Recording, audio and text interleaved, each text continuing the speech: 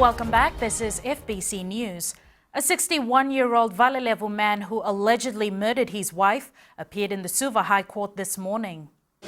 Vijendra Shankar Raj asked for a lawyer from the Legal Aid Commission, saying he could not afford to hire one. Raj is alleged to have killed 45-year-old Chandra Prabha on May 24th. The matter has been adjourned to the 30th of July and Raj has been remanded in custody. Shave it or save it. Cancer relief campaigners have launched a campaign asking people to shave their heads and raise money for cancer patients. The idea is championed by Walk On, Walk Strong, or WOWS. Shireen Lata reports.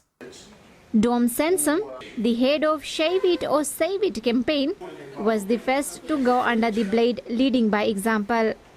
The private sector as well as individuals can be part of the campaign. If you know someone that has a lot of nice hair, that's willing to sacrifice that for supporting children with cancer, nominate them to shave their head on August the 4th, and then or possibly a week later in Lautoka. A person is dared to shave his or her head if those who nominated him can raise $1,000.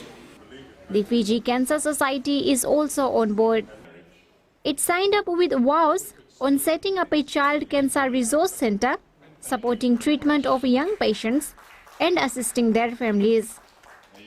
500 people in Fiji die from cancer every year. It is not a good experience when a person suffers from cancer, so I would like to invite the community to come forward and assist, because we as volunteers cannot just do it on our own, so we need the whole community to work together to reduce the problem.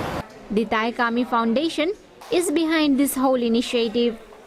15-year Thai fought and died from cancer. Before passing away, she asked her parents to ensure that others like her get the support and treatment they need. Walk On, Walk Strong is her parents keeping that promise.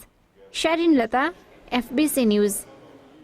In the lead up to the World Day Against Child Labour next week, a group of children are being taught their rights. Save the Children is running a program which aims to upskill and empower children. Savarathambor reports. Students of Marist Brothers High School and St. Joseph Secondary are part of the awareness program. It's hoped at the end of the program, they will be in a better position to decide what work is okay for them and what isn't. When it comes to employment of children, definitely the priority of the children is to be in school and not engage in employment. The fear is child labor can lead to children being exploited physically and psychologically. See, what we have seen is some very young children, 8-9 years of age, selling roti parcels and things in town. That's not on, that should not be permitted. So this is a very sensitive issue which the people involved should handle it very carefully. So far, this NGO has helped children in the worst forms of child labor by putting them in schools and counseling. Sabira Tambua, FBC News. Fiji's first load of bauxite is now making its way to Shandong province in China.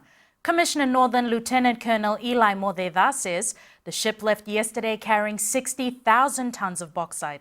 The ore is refined to make aluminium.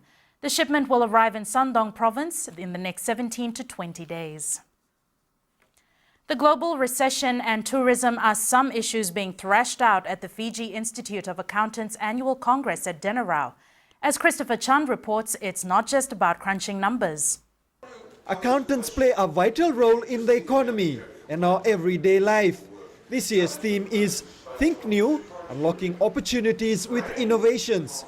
Accountants and stakeholders around the country will be highlighting the challenges they face and how to map their way forward. Really, through this forum, trying to see how much we can get out of the existing industries, the new dimensions. Sometimes we are very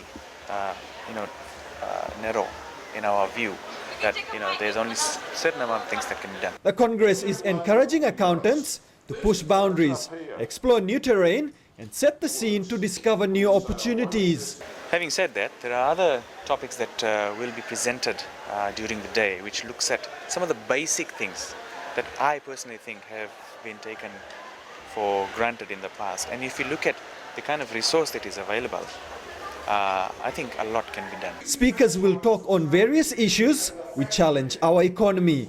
Christopher Chand, FBC News. More than $11,000 has been raised by Fiji 500, and there's still more coming in. 8 men and women cycled around Viti Levu to raise funds for those affected by the March floods. Roland Koroy has the story.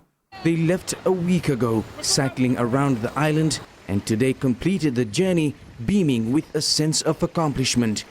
This group is made up of working people in Suva, headed by this man, Howard Foster, a professional cyclist. Braving the sun, wind and rain and cheered on by onlookers, they've cycled for 7 days, all with the aim of raising money to go towards the Prime Minister's flood appeal. And so far we've got just over $11,500, and we've got some more coming in over the next few days, we've been told. And then BSP Bank, who look after the account for the Prime Minister's Flood Relief Fund, very kindly offered to top us up to some undisclosed amount. Acting Prime Minister Ayaz Said Qayyum was on hand to greet them. For the reigning Miss Hibiscus and Miss South Pacific, it was a trip to remember. It's totally different when you're cycling around the country. You get to see everything at a much slower pace, and it was a bit challenging, but it was fun. There was even support all the way from Australia. The scenery and it was absolutely fantastic. The coastline, the country interior was brilliant. The locals, I fell in love with the locals, especially the children. They were just full of enthusiasm and smiling. It was just beautiful. I loved it. So I'm definitely coming back next year. A cheque will be presented to the Prime Minister once all the funds have been collected. Roland Koroy, FBC News. And it's time for sports now with Jamie. Inaka Jackie. Coming up in sports, a new Flying Fijians lineup will take on Samoa, and the under-20 rugby team is chasing its first win at the Junior World Cup. Stay with us.